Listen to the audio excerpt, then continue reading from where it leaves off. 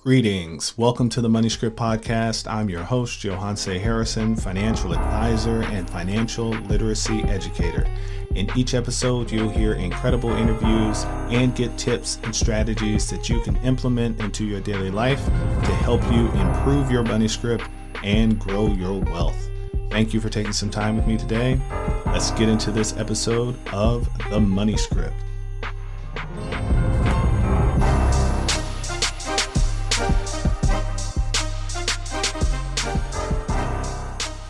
And welcome back to the Money Script Podcast.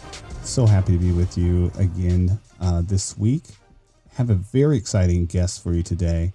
At the end of the first season, I really wanted to go out and look for other business owners that were trying to find a way, or making a way rather, in this global pandemic to build a business for themselves, and all of the adversity that they're coming up against, and the trials and tribulations and everything that it takes just to be a business owner today. Because it's fun when we read stories about the Googles and the Microsofts and some of the other, you name your big company. Almost all of them will have some sort of story of adversity, something where they were, where everybody thought they weren't going to make it, or it was going to be the end. And that's what makes a great company. So without any further ado, let's dive in. I'd like to invite Crystal Williams of Matter of Fact PR, and it looks like she has her puppy with her too. I do. Mr. Boogie. You said Boogie? Boogie, Mr. Boogie. Like the Boogeyman, basically. Like the Boogie, yeah. Oh, yeah. Yeah. Mr. Boogeyman. He's handsome. So Crystal, welcome to the Money Script Podcast. Thank you for taking some time with us. Thank you. I'm really excited. So, I've listened to a couple of your episodes. Clearly, I've been following you for a couple of years now. So I'm really excited, and thank you. So, yeah. So thank you. So tell us a little bit about Matter of Fact PR. I mean, you started in July, I believe, of this year. Yes, I started this past July. But it was only because, like many people who were laid off because of COVID-19. So unfortunately, I was like, oh, I need something to do. And my gut reaction to being laid off was like, I need to immediately find a job. So I was like scrambling. I was on LinkedIn and all of these, like Indeed.com, just scrambling, trying to find a job. And then I was like, wait, do I really want to work for someone else right now? And clearly I was like, no, I don't, because over the past couple of years, all I ever did was mentally complain and say, even to my friends, and be like, I don't want to work for anyone else. I just want to work for myself. I want to know what it's like to be a business owner. So I don't have to ask anyone, like, hey, can I go on vacation? Or, hey, can I go to the doctor? Because I'm like, I'm a grown woman. Why am I asking other people permission for these things?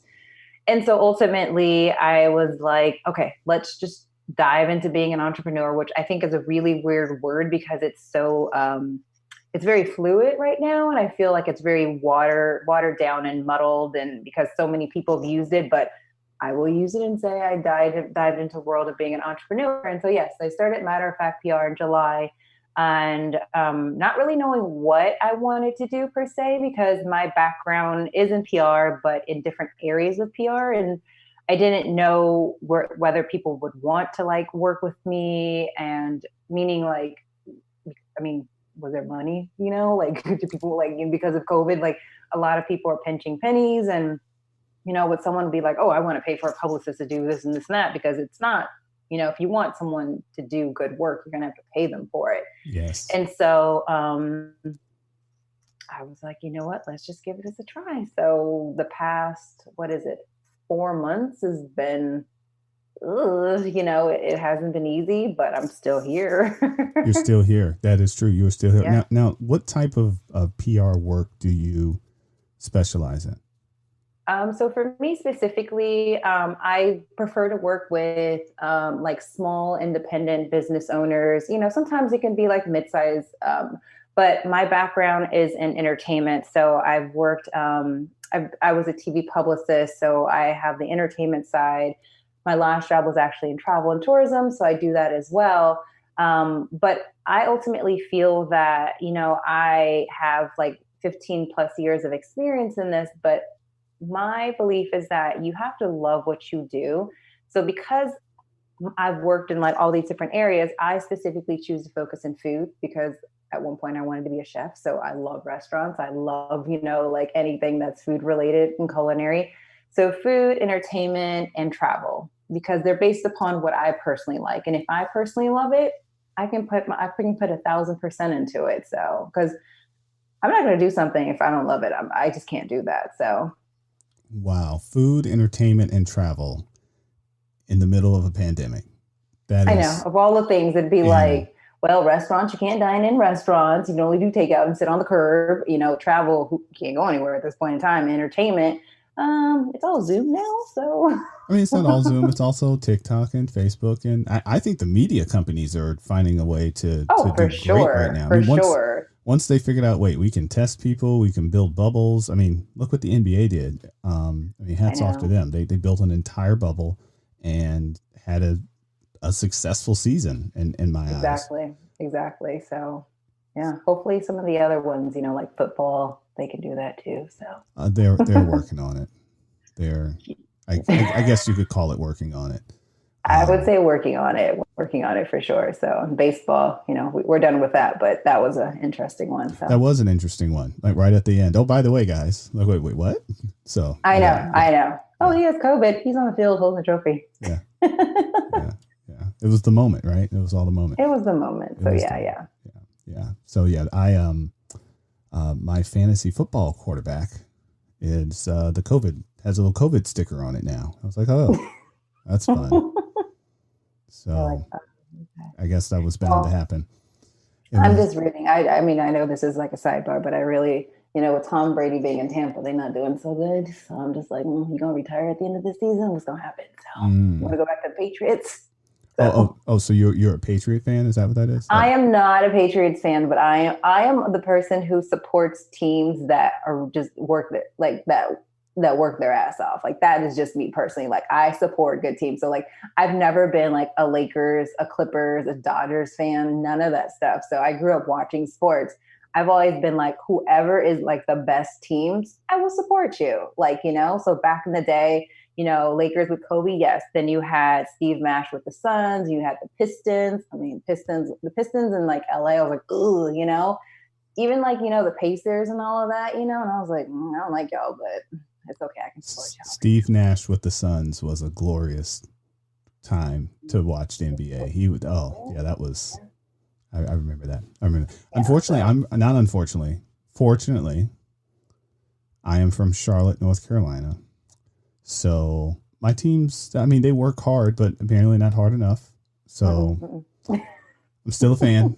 I'm a hometown fan, so I'll stay that way. It just gives me hope that one day we'll have championships too, and we'll say, well, look, it took us 40 years or something. yeah, I'm So pretty sure that's what Tampa thought when they got Tom Brady. They're like, but right now it's not working out. So so we digress. All right, so PR in food, mm-hmm. entertainment, and travel. So I'm curious, how are you finding ways to engage with business owners? Because I know there's still lots of restaurants and there's lots of travel agencies, and Mm-hmm. there are. I mean, I work with clients in the entertainment business, and they're also trying to figure it out. Yeah. So how are you engaging with them at this time? Well, fortunately, I haven't had to specifically go out to people, to try to like pitch them. A lot of them, I want to say almost like 99.9% of the people who I've had conversations with and am working with are all referrals, which I think is great. It does come at an expense in being like I have other friends who are also in the travel and tourism industry who decided to launch their own agencies. And so if they can't take on a new client, they'll reach out and be like, hey, I have this client. So like that's one avenue. Also, when at the beginning, well, like a month or two before COVID hit, I actually was representing a fine dining restaurant, which I absolutely loved. I adored them because they actually approached me because they wanted me to represent them. And funny enough, they were the ones who pushed me to start Matter of Fact PR because I was very scared to start the company. So it was Because another I was like, no, business I don't want owner. to do. Right. Yeah. I really didn't want to do it. And then they were like, well, you should think about it. It's a new year, 2020. What could go wrong? We'll be your guinea pigs. And I was like, okay, great. So then, before I actually like officially launched the company, I had been working with them. And so like the company, matter of fact, was just kind of like at that time or whatever. And we signed a 12-month contract starting in February 2020. And then by mid-March, they were like, yeah, no, we can't work with you anymore. And so now it's more like when COVID goes away and people can eat in restaurants, we'll bring you back. But we all know that that's not going to happen for like a while now. We all know, like you and I, We know that, but we know that. But there are some listeners, I just want you to hear it, that we know that it's not going away anytime soon. Mm-hmm. Okay. I feel like I can't say that enough. I mean, it's fun to hear.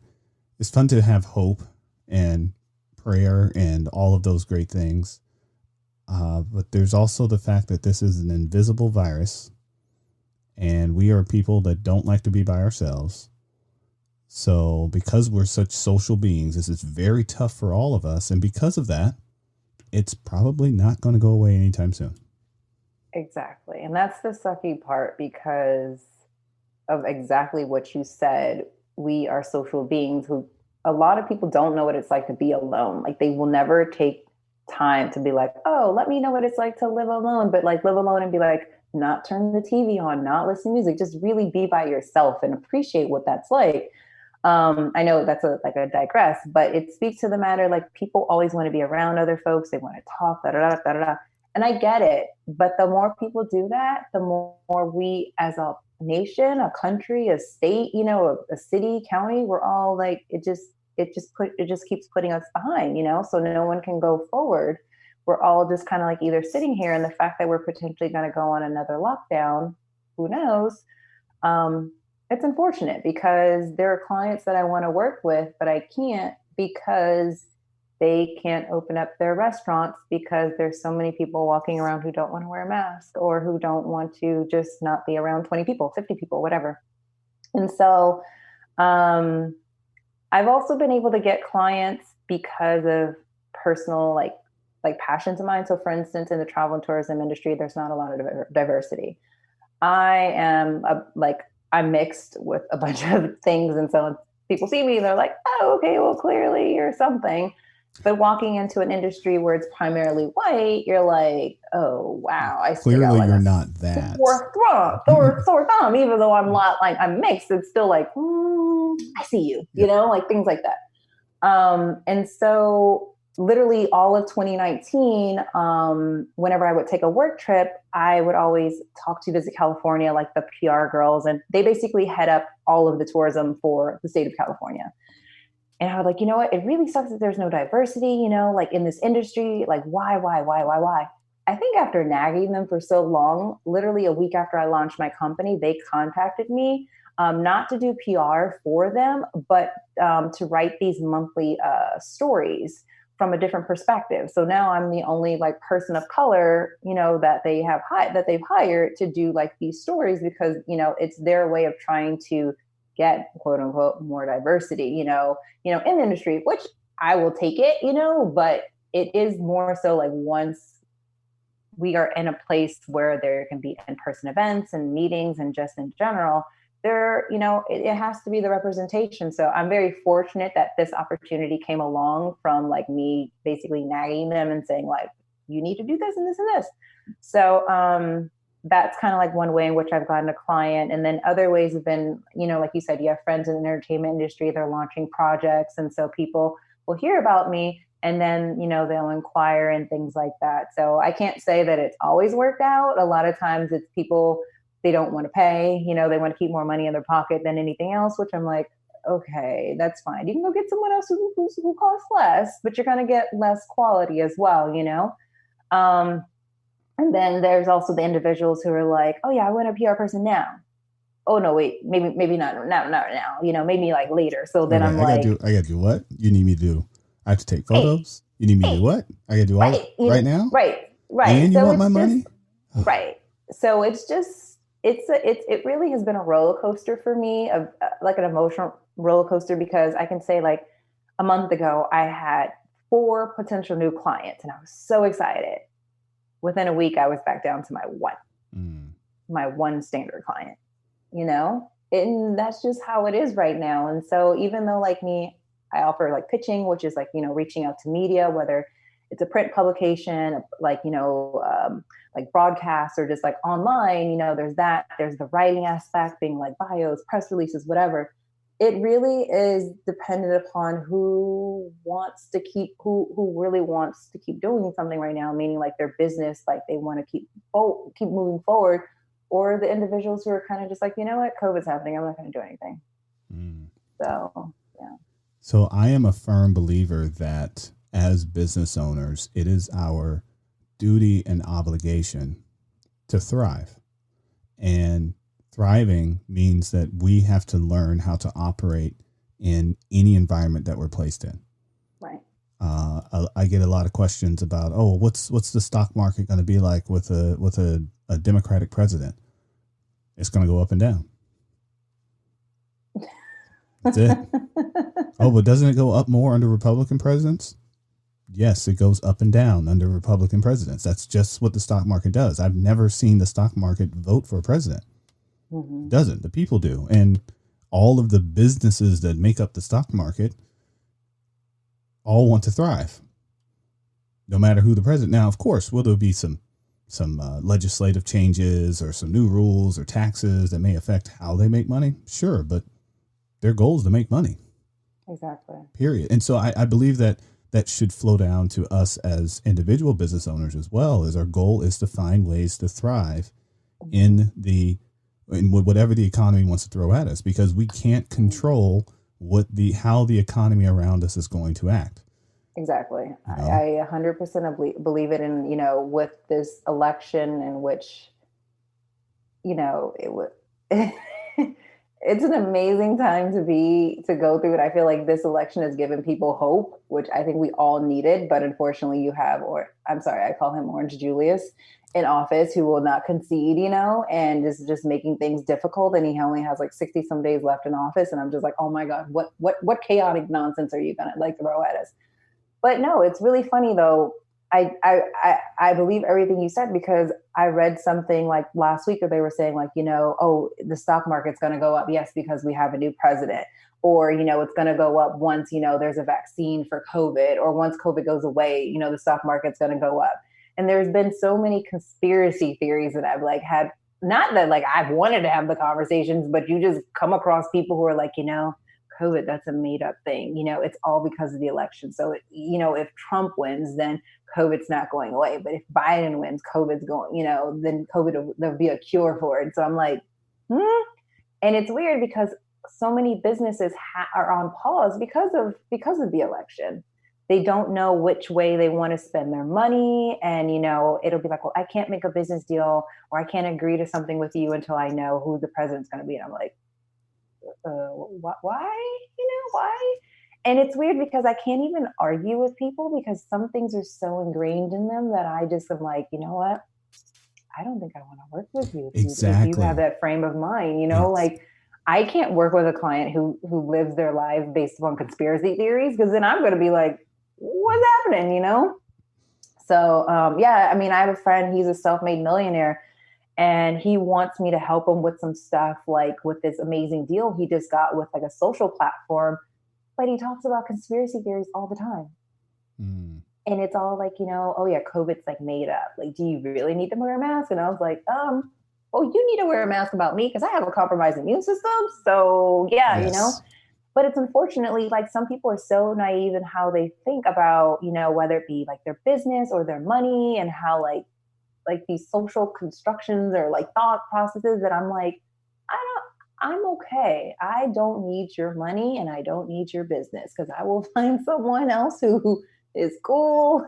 They don't make me feel like I might be crazy or anything like that. So, and you said it there. It's all about, as business owners, finding those other individuals that have similar values and beliefs that we do, because there are a lot of people on the planet. There's a lot of people in our cities and towns and states, the country, but even just on the planet, there are enough people out there that you can find other individuals that you can engage with that want to engage with you on the level that you do. However, as business owners, we can't just sit around and just wait for it to show up. Right. We have And to that's the actually. hard part about it, you Yes, it know? is. Yes, it is, because rejection is no fun. I know the feeling, just like you had of where you have 4 clients and then it turns into one almost overnight. And here it was, you're planning your business out. Okay, I've got these 4 clients. This is the Yes. revenue. I'll be able to do this. I'll be able to do this. And then one phone call comes in. It's like, okay, I can trim that. That's going to be okay. And then the other phone call comes in. It's like, oh, okay, is everybody leaving? And then the other phone call. It's like, okay, I didn't Yeah. mean to ask that, universe. I really don't want anyone else to leave. But it's in those moments I find that one of the best things one of the things I enjoy to do in those moments is I call the client that does love me and loves what the work that we do together. And for no other reason, just to catch up, kind of talk, Mm-hmm. hear what's going on with them. And what typically comes out of it is they'll ask me how I'm doing. Mm-hmm. And I'll be honest and I'll say, well, this was going well and then it wasn't going well. And this is what I'm working on. And that creates an opportunity, especially for clients. And this goes for all business owners, for those clients that really support you and your vision. Don't be afraid to ask them for a referral. Exactly. Mm-hmm. I believe it. Yeah. And just say, hey, who do you know of anyone I can talk to that wants to do this? Or I know you mentioned that you have a friend that does this. Could you introduce us? And it's amazing what can come from that, because they have a vested interest. They want to keep working with you, so they understand that you need to stay in business. So they're like, hey, let me do what I got to do to help keep you in business so you can keep doing great things for me. Right. And, with me now being able to work at Visit California, it was so weird because initially they're like, oh, we don't want you to tell anyone, because a lot of, we all know everyone, like our colleagues are all in the industry, and we all got like basically laid off because of COVID. And I was like, no, I respect it. I'm not going to like throw it in their face that I'm working with, Visit California. But like slowly I started to tell a couple of friends, but I did that because I originally signed a 6-month contract to do these stories with them. And then literally a month ago, they were like, hey, do you want to keep going? We got our budget approved until the end of until like for the rest of the fiscal. And I was like, yeah, Yes. I couldn't reply as like soon enough, but I was like, okay, let me take a breath. Let me take a breath, and, it was great because it was weird because when we first agreed upon my fee, I was like, well, what do you do? I'm always about like, what did you pay other people? And I was like, tell me your range. And then they told me the range, and I was like, oh, I want that high number. And they were like, yeah, no problem. And I was like, woo. So then for the rest of fiscal, I'm still going to keep writing these stories each month, but they added they added some extra wiggle room in terms of like some extra money in there. And I was like, oh, hello, thank you so much. Cause they're like, yeah, we love working with you. And I genuinely love working with these girls because I've known them for about 5 years now. Every time I email them or would see them in person, I'd be like, hey, how are you? Remember life moments, things like that. And, all emails are like that. And one of them a couple of weeks ago, they were like, hey, so we know someone at another tourism bureau who's looking for a PR person like you. Would you be interested? Can I connect you? And I was like, yes, Yes. So it speaks about, it's the relationship. So when you genuinely enjoy and really love and nurture the clients that you have that support your vision, support your business, like you said, they will give you a referral or they'll introduce you to someone who then introduce you to someone else. And I've been fortunate that way. I mean, I wish I could get some more of those, but I believe that what is meant for me will be for me and will not pass. So I'm good. Beautiful, beautiful. So before we wrap up here, we have to take a moment to travel way, way, way, way, way back in the past to when you were a young girl and you first realized that money was a thing. I'd like you to think back to when did you realize that money was real, that you could spend it, it could be invested or lost or found. What was your first memory of money? When I was a kid, so um, quick story. My mom grew up basically in poverty, the oldest of like 6 kids. Never got to claim her dream, like never accomplish her dream or anything like that. grew up sleeping in cars and on the floor. And so when she married my dad, I was born. He left a couple months after I was born. He took everything but the mattress. So my mom has been a single parent my entire life. And she raised me to be very strong, very independent. And, she really worked her way up. So now she's good. She's great. She has a lifestyle that she wants. My mom, one Christmas, and my mom was very kooky, just like me, gave me $100 in single bills. And I was like, ooh, look at this money. Look at this money. I know, literally, I know. And then like another Christmas, she gave me like $2 bills, which I was like, are these real? And then another Chris, and I was like a kid, but it really hit me when my mom got a credit card, an American Express, in my name as a kid, to establish credit, and we went shopping, and I've always been a Hello Kitty, fan, which I still am. And so I remember once going to Hello Kitty store and I tried to use it, and the person's like, you can't use this. You're not old enough. And my mom's like, yes, she is. Her name is on that card. Because people do this all the time now. Like if you think of like DJ Khaled, like his firstborn son, he put him down as like a producer. Why? So that kid can start to earn royalties. And people will buy their kids home, put homes in their name so that, they build up equity and all of this stuff, So parents can do that. So that was like my first, like, oh my God, there's money. I wasn't paying the credit card, but I also wasn't like, woohoo, So that was definitely like my first idea of like, oh, there's money. I can buy something, so. Now, what lessons would you say, or what would you say is your biggest money lesson that you learned as you moved throughout adolescence into adulthood? That you got to pay credit cards back. Yeah. That part. That part. And that part in which over the years, like my mom is like, she's always worked in money as an accountant, like a CEO and a CFO and whatnot. But because my mom didn't have the best life, she wanted me to focus on my education. So when it came to money, she's like, I got you. Don't worry about it. So I was like, woo, just spending money, this and that, just spending. And it would hit sometimes when she'd be like, I know you have my credit card, but do you not know that you just put X amount of dollars on this card this month? I'm the one who have to pay it back, not you. And I'd be like, yeah, it's fine. So once I graduated college, started working, and then I got my own credit card, I started just spending, not being like, oh, wow, there's a bill for $2,000. I don't even have $200, like, how do I figure this out?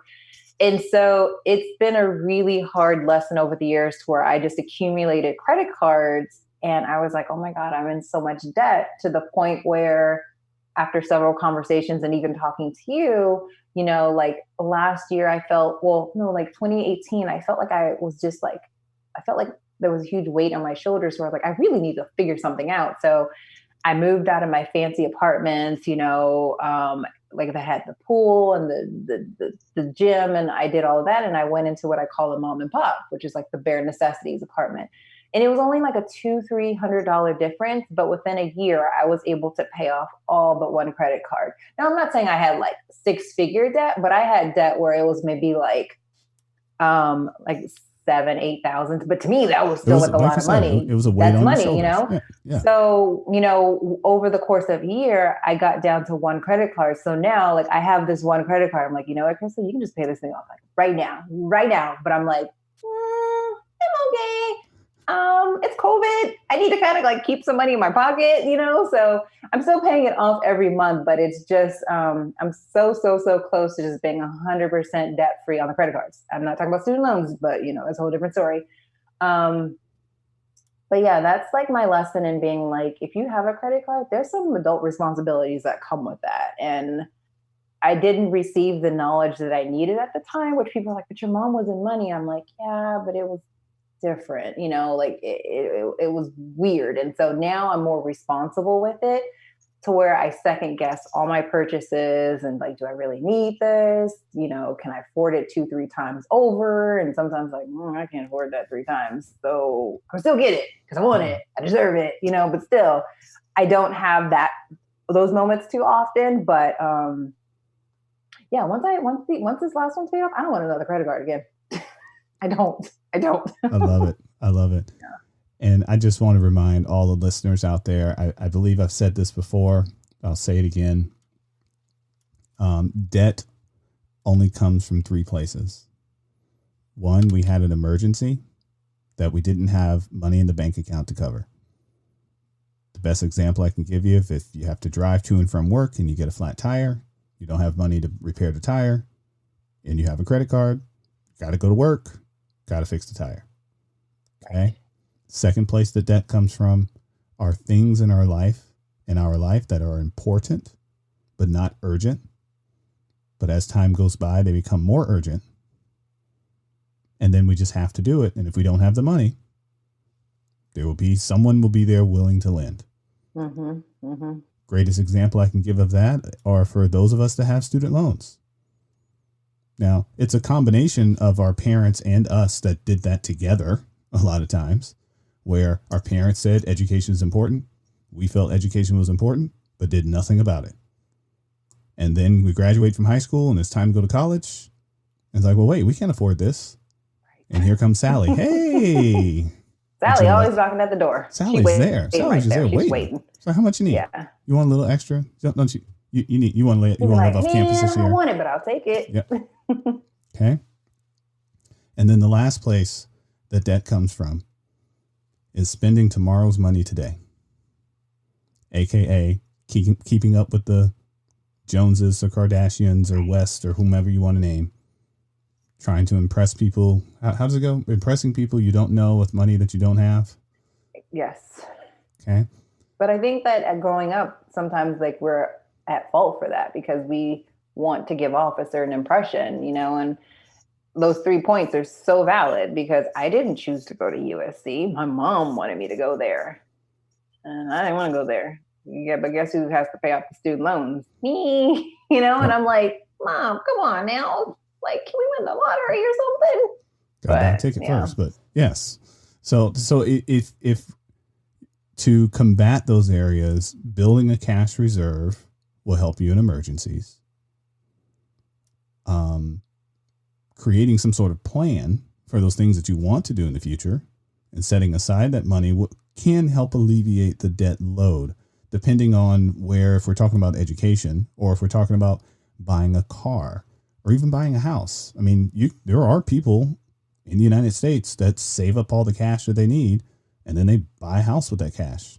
They don't borrow from a bank. They just pay cash for the house. It happens. Now, maybe not as often in California, but there are other parts of the world where it happens. Right. But if you don't save up enough money, then you're going to have to borrow. But, you just want to borrow responsibly. Mm-hmm. And then the last one of just living within your means. Mm-hmm. I mean, it's very simple. If you make $1,000, you can't spend $1,100. As a matter of fact, you need to spend $900 so that you can have some money left over to put into that cash reserve account. Right. So. Yeah. I mean, this is knowledge that, I wish I knew literally probably like in grade school, middle school, high school, college. College is there, but like, I think that people need to be equipped with all of this knowledge before they hit that, oh, I'm like leaving, my parents' house or whatever it may be and going to college or even graduating, because the first thing is be like, oh, you want a credit card? You need a loan? I got you. And I'd be like, yeah, sign me up. And then at the end, you're just like, oh my God, how do I pay this back? And so many people struggle with it.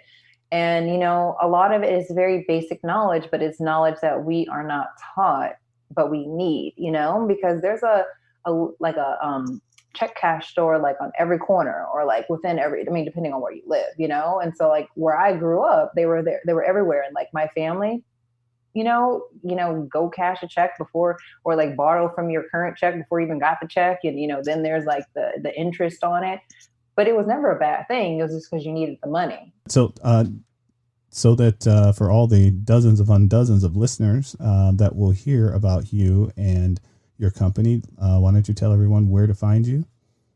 Matter of Fact PR can be found at www.matteroffactpr.com. I'm also on Instagram at matteroffactpr. Matter of Fact what is it? Sorry, it's matter of fact. Yeah, it's matter of fact. Oh my God, I don't even know my own handle. Yes, it's matter of fact PR on Instagram, and then I'm also on Facebook as well. But I always tell people defer to Instagram because that's a primary social platform. Also, my website. So yeah. Perfect. Well, we'll make sure that we put links all in the, where the links go in these podcasts.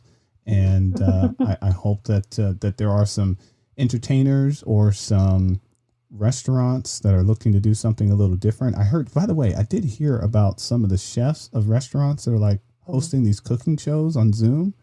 Yeah, it's really interesting. A lot of chefs are doing like online cooking courses. So instead of people like having you physically come into their homes, they'll do these online cooking courses. But also a lot of I never get this name correctly, but sommeliers at wineries. They are actually Oh, doing what they people can actually they're setting up these virtual events where people can sign up. They'll send them like whether it's champagne or bottles of water, bottles of wine, and then it's like an in-home wine tasting. So the sommelier basically walks them through the tasting. So I would love to be able to work on some of those. So I'm any opportunity, I'm always like, let's see what I can do. So all right. Sounds like I need to do a client appreciation event centered around that. Yeah. All right. Well, we got some stuff to work on. Well, again, thank you so much for spending some time with us on the podcast. No, this is awesome. Thank you so much. So You are welcome. You are welcome. Enjoy your weekend. you too.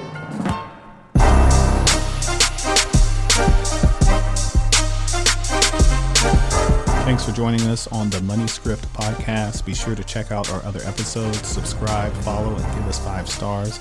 Continue to send your financial questions on Twitter or Instagram at The Money Script. Go to moneyscriptwealth.com and schedule your complimentary consultation to discuss your specific goals and concerns. Financial advisory and investment management services are offered by Money Script Wealth Management PLLC, a registered investment advisory firm registered in the state of Texas and California and other states where exempt. The Money Script LLC and the Money Script Wealth Management PLLC and guests of the episode may have interest in the investments mentioned today. The opinions and views are expressed here are for informational purposes only. This material is educational in nature and should not be deemed as a solicitation for any specific product or service. All investments involve risk and a significant loss of principal. The Money Script nor Money Script Wealth Management offer tax or legal advice. Please consult your tax advisor or attorney for specific advice about your situation. Until next time.